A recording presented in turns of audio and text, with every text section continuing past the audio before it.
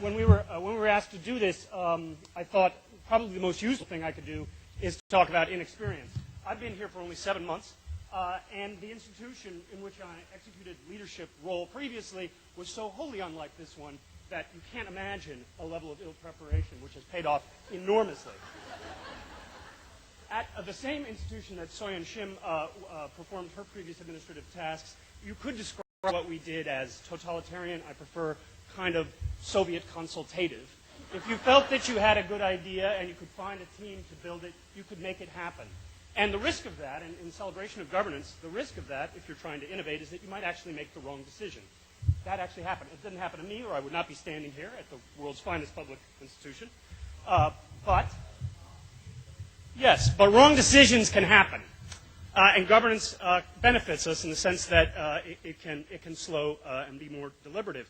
That presents a challenge, though, out of a particular kind of experience. The second challenge, I'm going to pretend for now that there's only 2 challenges in my job, is that the storied and really powerful interdisciplinary institute that I run spreads the entire campus. Our PhD students are as likely to be working with somebody in engineering as they are in history.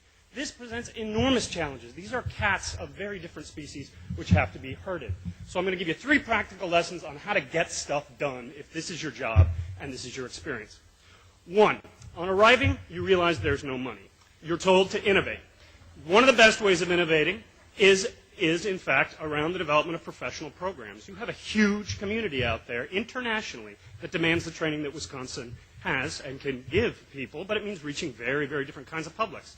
And there are so many of these, you can imagine the half-dozen ideas that were on the table that we moved forward with to try to make happen. Well, needless to say, not all half-dozen moved forward. Not at all, right? The consultative process slowed things down. Now, if you're me, you're trained to go back and work on what's getting in your way, to undermine and set up a medieval siege of whatever's not happening. This would be an enormous leadership error. Instead, you find the person who's actually going to partner with you, the things that everybody can agree on, and you move forward. In consultation, actually, often with students or former students, to figure out what you need. In other words, the lesson is push on it, and if it gives, keep pushing. Plant a yellow flag in the thing that didn't move and get back to it. Leave that for the next director, actually, and keep moving with what you can do. And the result was in 6 months we were able to roll out an entirely novel professional program in conservation, which is entirely remunerative and self-funding. It's 15 months. Only 6 months are spent on campus. Some of it's done at distance, and most of it is practicum-oriented. We are bringing people from China, India, and Africa to this campus for training that they can return back and engage their own communities. So there's a victory there, but the road behind you must inevitably be littered with false starts. Second, partnerships. The natural thing you want to do in advancing... No, I'm good. In advancing your agenda is to create partnerships. Partnerships with private firms, partnerships with the not-for-profit community, partnerships on campus with naturally allied units. That's what makes sense, and certainly makes sense for an interdisciplinary unit. The problem is, starting new partnerships actually takes a lot of time. It's a slow and methodical, face-to-face business of friendship building, and you can work on that. But what's interesting is you've already got partnerships lying around, all around you. And within a month and a half after polling the faculty, organizational names and firms just kept rolling out. The International Crane Foundation, the Nature Conservancy. But these are ad hoc, small-scale, individual relationships between, say, a faculty member and their research, between the employment of a particular graduate student who now runs something. These partnerships are just lying around.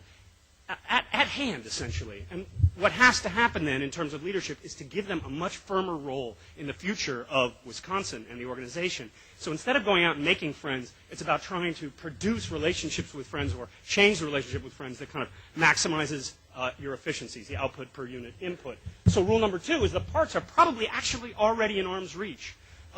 They're already there, but some assembly is required, and there's a certain amount of administrative labor and love that has to go into that. And the third one is to figure out what an interdisciplinary unit or any kind of large unit or complex unit like CALS actually does, right? Figure out what they do.